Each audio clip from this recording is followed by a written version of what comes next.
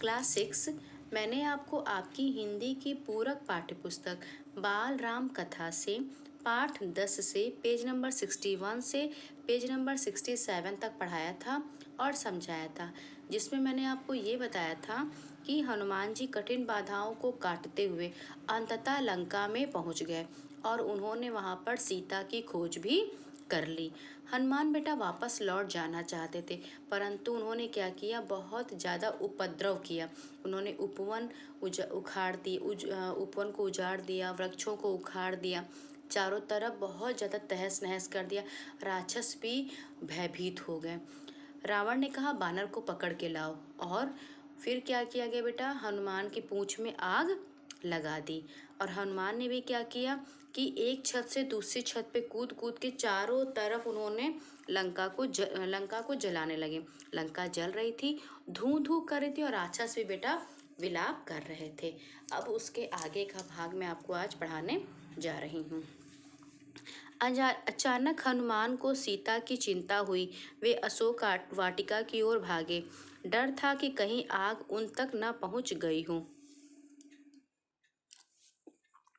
सीता सकुशल थी, पेड़ के नीचे बैठी हुई, आग से अप्रभावित।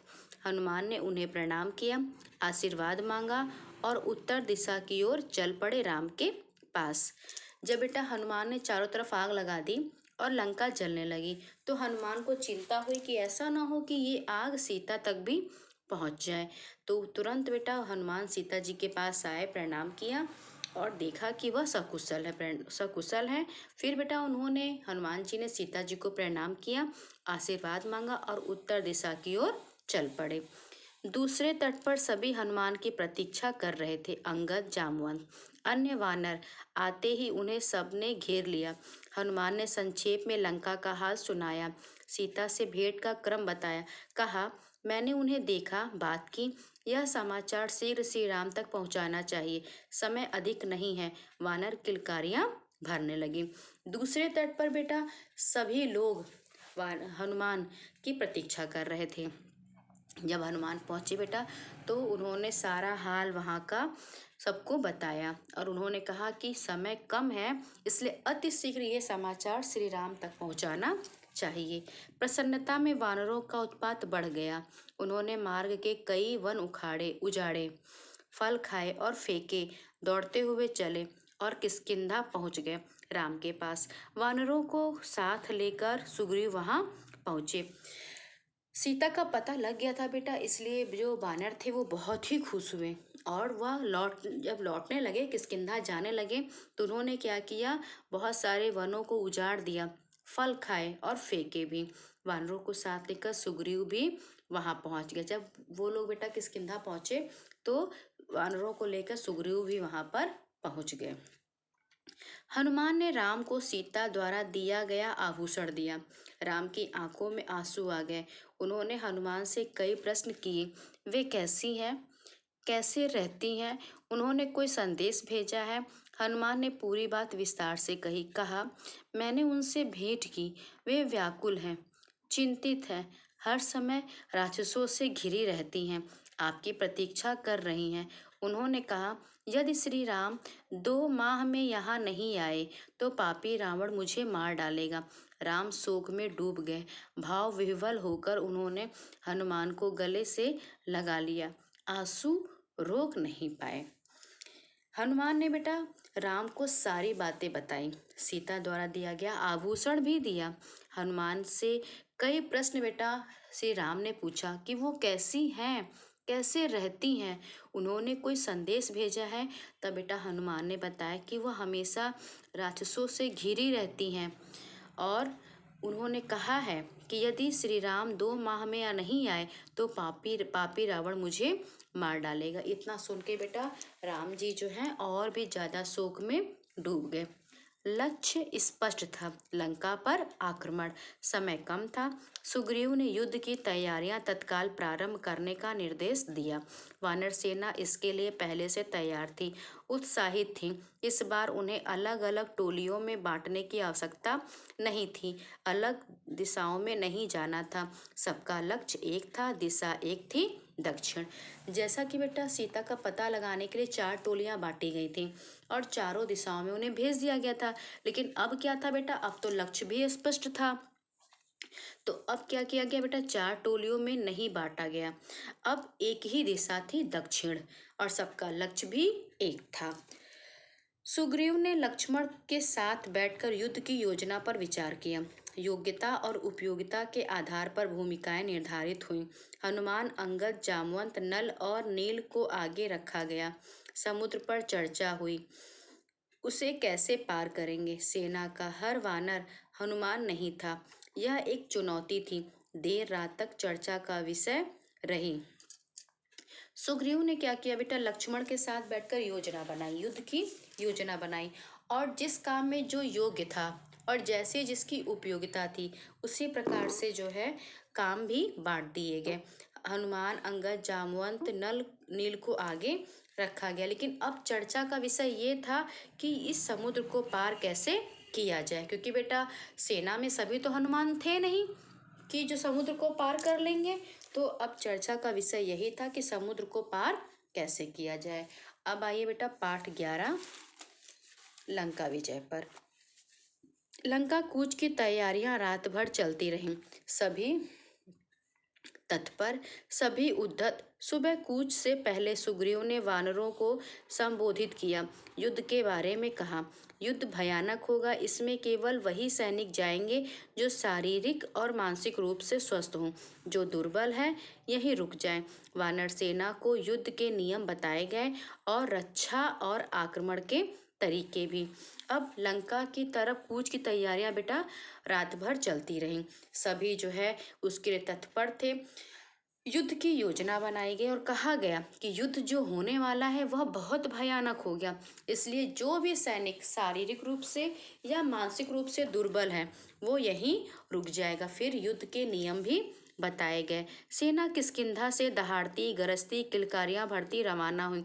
राम, लक्ष्मण और सुग्रीव की जय जयकार से आकाश गूंज उठा। लाखों वानर थे, चारों ओर कोलाहल। वे पेड़ों पहाड़ों को रौंदते चले जा रहे थे। इसका नेतृत्व नल कर रहे थे। सुग्रीव के सेनापति जामवंत और हनुमान सबसे पीछे थे। यह सेना की रणनीति का हिस्सा था। सेना बेटा किष्किंधा से दहाड़ती और गरजती हुई रवाना हुई। राम और लक्ष्मण और सुग्रीव की जय जयकार होने लगी। पेड़ों को पहाड़ों को रौंदते हुए वो बेटा चले जा रहे थे। इसका नेतृत्व नल कर रहे थे। सुग्रीव सेनापति थे। जामवंत और हनुमान सबसे पीछे थे। दिन रात चलकर सेना ने महेंद्र पर्वत पर डेरा डाला, वही पर्वत जहां से हनुमान ने छलांग लगाई थी। समुद्र निकट ही था। पर्वत पर सेना का ध्वज लगाया गया। तंबू लगे, पताकाएं हवा में लहरा रही थीं। दिन रात बेटा चल कर के सेना कहाँ पहुंच गई, अब महेंद्र पर्वत पे, जहां से हनुमान जी ने छलांग लगाई थी। तो वहीं उसी पर्वत पे बेटा ध्वज भी लगाया गया, तंबू लगाए गए, साथ में जो है पताकाएं भी हवा में अब लहराने लगी थी। मतलब ये सब ने वहीं पर डेरा डाल लिया था। उधर लंका में खलबली मची हुई थी। राक्षसों में बेचैनी थी। उनके मन में डर बैठ गया था राम की शक्ति को लेकर। जिसका दूत लंका में आग लगा सकता है वह स्वयं कितना शक्तिशाली होगा। नगर में चर्चा का विषय यही था, लेकिन रावण इससे अनभिज्ञ था। उसे कौन बताता, किसी में इतना साहस नहीं था। बेटा हनुमान ने पूरी लंका में आग लगा दी थी, इसलिए लंका में खलबली मची थी कि जिसका दूत इतना कुछ कर सकता है, इतना शक्तिशाली है, तो वह स्वयं कितना शक्तिशाली होगा। लेकिन रावण को नगर में चर्चा का विषय यही था, लेकिन रावण इसको नहीं जानता था। उसे कौन बताता, क्योंकि किसी में इतना साहस ही नहीं था कि ये सारी बातें उसको कोई बताता। ये चर्चाएं विभीषण ने सुनी। नगर की हताशा उनसे देखी नहीं गई। ऐसी हताश सेना युद्ध नहीं कर सकती, उसकी पराजय निश्चित है। वे रावण के पास गए, उसे सही स्थिति बताने समझाने। राम से युद्ध ना किया जाए। उन्होंने कहा आप सीता को लौटा दें, सबका कल्याण इसी में है। सीता मिल जाएगी तो वे आक्रमण नहीं करेंगे। जब ये चर्चाएं बेटा विभीषण ने सुनी तो वे गए बेटा रावण के पास और उन्होंने सारी बातें बताई। और रावण को विभीषण ने बेटा समझाया भी कि युद्ध ना कीजिए, आप सीता को लौटा दीजिए, इसी में सबका कल्याण है। रावण ने विभीषण की बात अनसुनी कर दी, उन्हें अपने कक्ष से निकाल दिया। क्रोध में वह स्वयं भी उठकर चल पड़ा सभा कक्ष की ओर। उसे राम के समुद्र तट पर पहुंचने का समाचार मिल चुका। रावण ने बेटा विभीषण की कोई भी बात नहीं सुनी, सारी बातों को अनसुना कर दिया और अपने कक्ष से निकाल दिया। और रावण जो है क्रोध में स्वयं भी उठकर वहां से चला गया। अब आइए बेटा पेज नंबर 70 पर। सैनिक ने राम की सेना की पताकाएं दूर से देख ली थी। सैनिकों ने भी बेटा क्या देख ली थी? दूर से ही राम के जो झंडे थे, पताकाएं दूर से ही देख लिया था। विभीषण रावण के पीछे चलते रहे। विभीषण रावण के पीछे चलते रहे, बोलते रहे, सीता आपके गले में बंधा सांप है, वह आपको डस लेगा, इसे छोटी बात मत समझिए। लंकाधीराज, ये संकेत महाविनाश के। अब मैं भी कहता हूँ, सीता को लौटा दीजिए, लंका बच जाएगी। विभीषण ने बेटा बहुत तरीके से रावण को समझाने का प्रयास किया कि सीता को लौटा दीजिए, युद्ध नहीं होगा, लेकिन बेटा रावण मानने को तैयार नहीं था। अंततः विभीषण ने कहा कि सीता तो आपके गले में बंधा सांप है जो आपको डस लेगा, और ये संकेत जो है ये महाविनाश के हैं। मैं अब भी कहता हूँ, सीता को लौटा दीजिए तो लंका अब भी बच जाएगी। तुम मेरे भाई नहीं शत्रु हो, मेरे शत्रु के शुभ चिंतक हो। रावण का क्रोध भड़क उठा। निकल जाओ यहाँ से, मुझे तुम्हारा साथ नहीं चाहिए। रावण सभागार की ओर मुड़ गया। विभीषण पीछे, दोनों के रास्ते अलग हो गए। रावण बेटा सुनते सुनते इतना ज्यादा नाराज हुआ कि उसने कहा कि तुम मेरे भाई नहीं हो, बल्कि मेरे शत्रु के शुभ चिंतक हो, और मुझे तुम्हारा साथ नहीं चाहिए, इसलिए यहाँ से निकल जाओ। और फिर बेटा रावण अलग दिशा में गया और विभीषण अलग दिशा में गया। दोनों के रास्ते क्या हो गए? अलग हो गए। विभीषण उसी रात लंका से निकल गए 4 सहायकों के साथ। उन्होंने राम के पास जाना ठीक समझा। जब बेटा रावण जो है विभीषण की बातें नहीं मान रहा था, और विभीषण को ये पता था कि अब बहुत ही ज़्यादा अनिष्ट होने वाला है, तो विभीषण तो समझा ही रहा था रावण को, लेकिन रावण ही नहीं इस बात को समझ रहा था। तो अंततः बेटा विभीषण जो है उसी रात लंका से निकल गए और साथ में अपने 4 सहायकों को भी ले गए। उन्होंने राम के पास जाना ही ठीक समझा। समुद्र पार राम के शिविर में अचानक खलबली मची। एक वानर चिल्लाकर सबको सावधान कर रहा था, हमारे शिविर में राक्षस आ गए हैं। विभीषण कुछ दूर खड़े थे। वानरों ने उन्हें सुग्रीव के सामने पेश किया। वानर राज, मैं लंका के राजा रावण का छोटा भाई हूँ, मैं राम के शरण में आया हूँ, आप मुझे उनके पास पहुँचा दें। विभीषण के चेहरे पर डर नहीं था, विश्वास था। शब्दों में षड्यंत्र नहीं था, कायरता थी। समुद्र पार बेटा राम के शिविर में अब क्या हुआ? खलबली सी मच गई, क्योंकि विभीषण वहां आ गए थे। खलबली मच गई और सभी जो सैनिक थे वो चिल्लाने लगे, वानर चिल्लाने लगे कि राक्षस आ गए हैं। विभीषण कुछ दूर खड़े थे। वानरों ने उन्हें विभीषण के सामने पेश कर दिया। तब बेटा विभीषण ने बताया कि मैं राम के शरण में आया हूँ और मैं उनसे मिलना चाहता हूँ, मुझे उनके पास पहुँचा दीजिए। विभीषण के बेटा चेहरे पे कोई भी भय नहीं था, बिल्कुल डरे हुए नहीं थे, जबकि वह बेटा विपरीत पक्ष में आए थे, लेकिन विभीषण बिल्कुल डरे नहीं थे। उन्हें विश्वास था, उनके शब्दों में भी किसी प्रकार का कोई भी षड्यंत्र या छल नहीं था, कायरता थी, याचना थी। सुग्रीव को उनकी बात पर फिर भी भरोसा नहीं हुआ। विभीषण बेटा कह रहे थे, फिर भी सुग्रीव को उनकी बातों पे कोई भी विश्वास नहीं हो रहा था। विभीषण ने कहा, मेरा नाम विभीषण है, रावण ने मुझे लंका से निकाल दिया, मैंने उससे सीता को लौटाने की बात कही थी। क्रोध और अहंकार में चूर रावण ने मुझे सभा में अपमानित किया, मैं प्राण बचाकर आया हूँ, एक बार राम से मिलवा दे, मैं उनसे कुछ कहना चाहता हूँ। विभीषण ने बेटा कहा सुग्रीव से कि मैं विभीषण हूँ और रावण ने मुझे लंका से निकाल दिया है, मैं मैंने रावण को समझाया कि सीता को लौटा दीजिए, लेकिन रावण जो है अहंकार में चूर था, इसलिए उसने मुझे क्या किया, सबके सामने सभा में अपमानित किया और मैं प्राण बचाकर यहाँ पर आया हूँ। एक बार मुझे राम से मिलवा दीजिए। इस तरह से बेटा लक्ष्मण जो है इस तरह से बेटा जो विभीषण है, जो रावण के भाई थे, वो राम से मिले। सुग्रीव राम के पास गए। मन में शंका अब भी थी। अंगद भी उसे संदेह की दृष्टि से देख रहे थे। राम ने बात सुनी और कहा, हमें विभीषण को स्वीकार करना चाहिए। मैं शरण में आए व्यक्ति को कभी निराश नहीं करता, यह मेरी नीति है। विभीषण को आदर से अंदर लाइए। सुग्रीव बेटा राम के पास गए और अंगद ने भी उसे संदेह की दृष्टि से ही देखा। राम ने जब बातें सुनी तो उन्होंने कहा कि हमें विभीषण पे पूरा विश्वास है।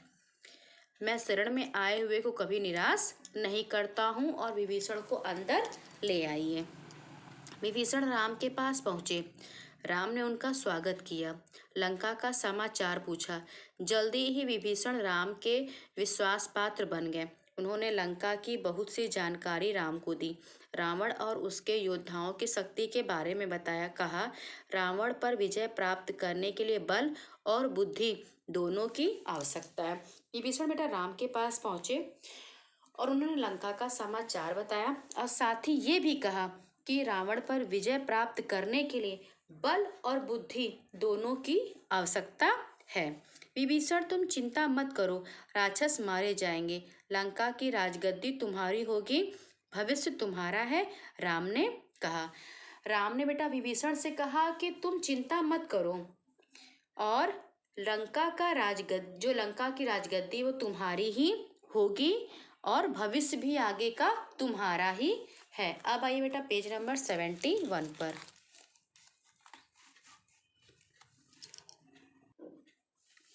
राम की सेना के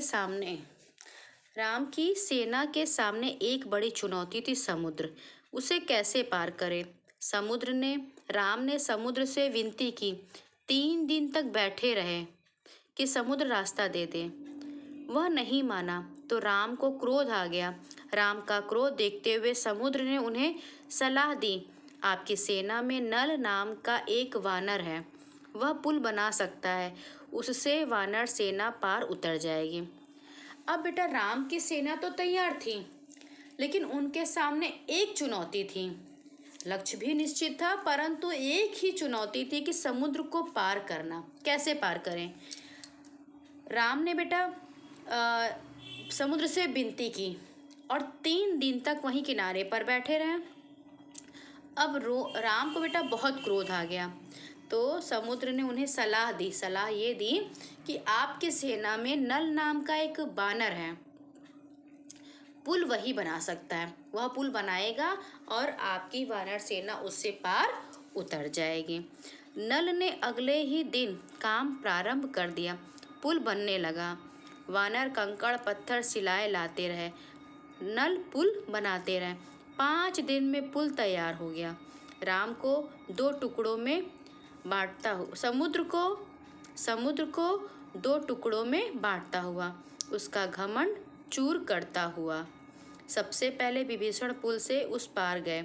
पीछे पीछे वानर सेना का अगला शिविर दूसरे तट पर बना।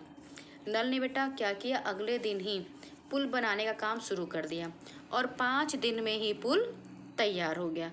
पुल जो है बेटा वह जो समुद्र था वह 2 टुकड़ों में बट गया और बीचों बीच पुल बन गया। 5 दिन में बेटा समुद्र पर पुल बनकर तैयार हो गया।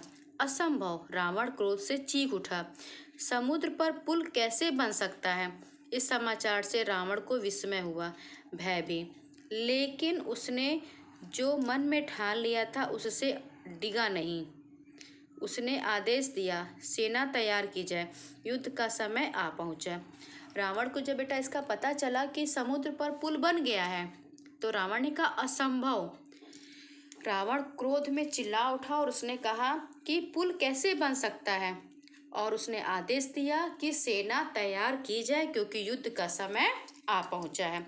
अब दोनों सेनाएं समुद्र के एक ही ओर थीं। अब दोनों सेनाएं समुद्र के एक ही ओर थीं। उनका आमना सामना होना शेष था। आक्रमण की तैयारी थी, रणनीति बन चुकी थी। पहले आक्रमण की योजनाओं को अंतिम रूप दिया जा रहा था।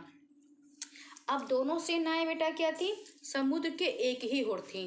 पहले तो समुद्र के इस पार और उस पार थी। अब दोनों सेनाएं समुद्र के एक ही ओर थी।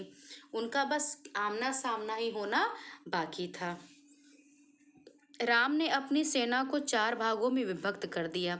लंका के 4 द्वार थे। चौतरफा आक्रमण होना था। हर टुकड़ी को एक द्वार सौंपा गया। राम ने पर्वत शिखर पर चढ़कर स्वयं लंका का निरीक्षण किया। लंका के वैभव से वे भी चकित थे। उन्होंने लक्ष्मण को बताया। सूर्योदय होते ही राम ने आदेश दिया, लंका को चारों ओर से घेर लिया जाए। वानर सेना जयकार करती चल पड़ी। राम ने क्या किया बेटा? अपनी वानर सेना को 4 टुकड़ों में बांट दिया, क्योंकि 4 द्वार थे तो चौतरफा ही आक्रमण होना था। सूर्योदय होते ही राम ने आदेश दिया कि लंका को चारों ओर से घेर लिया जाए, और वानर सेना ने क्या किया बेटा? जयकार करते हुए चारों ओर से घेर लिया। इस बीच राम ने अंगद को बुलाया और कहा, तुम लंका जाओ, मेरे दूत बनकर सुलह का अंतिम प्रयास करो ताकि युद्ध टल जाए। रावण से कहो कि सीता को लौटा दे, अन्यथा उसका अंत होगा। लेकिन इसी बीच बेटा राम ने क्या किया? अंगद को बुलाया और दूत बनाकर भेजा और कहा कि जाओ, रावण से कहो कि सीता को लौटा दे, अन्यथा क्या होगा? उसका अंत हो जाएगा। अंगद ने ऐसा ही किया, पर रावण नहीं माना। राम का संदेश सुनकर रावण क्रोधित हुआ।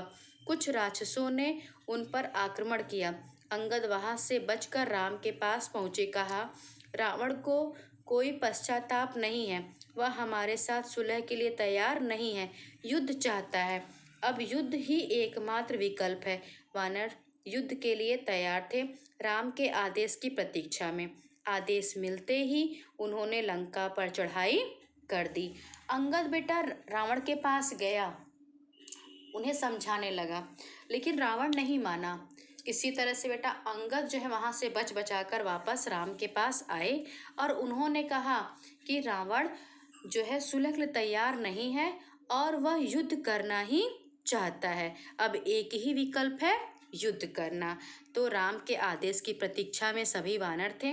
आदेश मिलते ही उन्होंने लंका पर चढ़ाई कर दी। अब आइए बेटा पेज नंबर 73 पर। उधर रावण के आदेश पर उसकी सेना निकल पड़ी।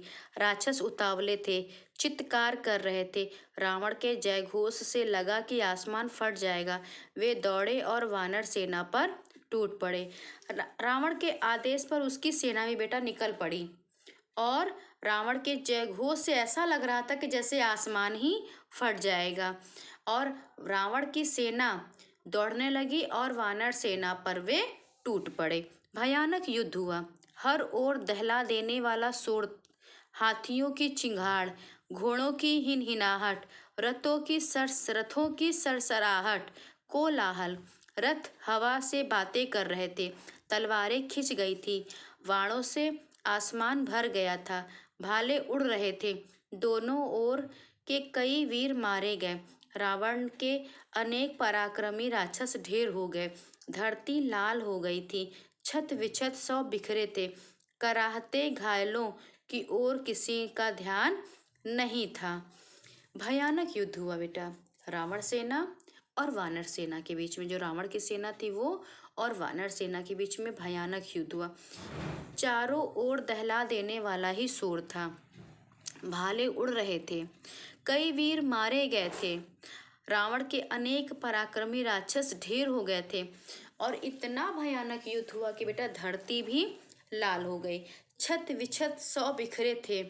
घायलों की ओर जो घायल थे, जो अभी बचे थे, जिनके प्राण नहीं निकले थे, वह कराह रहे थे, लेकिन किसी का भी ध्यान उनकी ओर नहीं था। शाम होने को थी। मेघनाथ ने राक्षस सेना को पीछे हटते देखा। उसने अपने सैनिकों को ललकारा, आगे बढ़ो, हम विजय के करीब हैं। मेघनाद ने सेना का नेतृत्व संभाल लिया। राक्षस उत्साह से आगे बढ़े। मेघनाद की दृष्टि राम लक्ष्मण पर थी। वह छिपकर युद्ध करता था, मायावी था, किसी को दिखाई नहीं पड़ता था। उसके बाण राम और लक्ष्मण को लगे, दोनों वहीं मूर्छित होकर गिर पड़े। अब बेटा युद्ध होते होते क्या हुआ, शाम हो गई। और जब मेघनाद ने देखा कि उसकी सेना अब पीछे हट रही है, तो उसने अपने सैनिकों से कहा, आगे बढ़ो क्योंकि हमारी अब विजय होने वाली है। मेघनाद जो था बेटा मायावी था, वो छिप कर युद्ध करता था, किसी को दिखाई नहीं पड़ता था।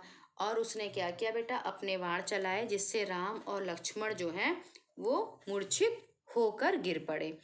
मेघनाद ने समझा काम हो गया। उसने दोनों भाइयों को मृत समझ लिया। वह मैदान छोड़कर महल की ओर दौड़ा, रावण को इसकी सूचना देने। रण क्षेत्र में वानर राम लक्ष्मण के पास एकत्र हो गए। वे चिंतित थे, अशुभ की आशंका से। विभीषण ने दोनों का उपचार कराया, उनकी मूर्छा टूटी। वे खड़े हुए तो वानर दल हर्ष ध्वनि करने लगे, अगले दिन युद्ध के लिए तैयार। मेघनाद ने समझा कि अब ये मृत हो गए हैं, मतलब कि अब ये जो है इनकी मृत्यु हो गई है। और मेघनाद मैदान छोड़कर महल की ओर दौड़ा और उसने रावण को सूचना दी। वानर ने जब देखा बेटा, वानरों ने कि नाम लक्ष्मण जो है इस प्रकार से पड़े हैं, तो वहाँ एकत्र हो गए। उन्हें अशुभ का डर था कि कहीं अशुभ कुछ गलत ना हो जाए, बुरा ना हो जाए।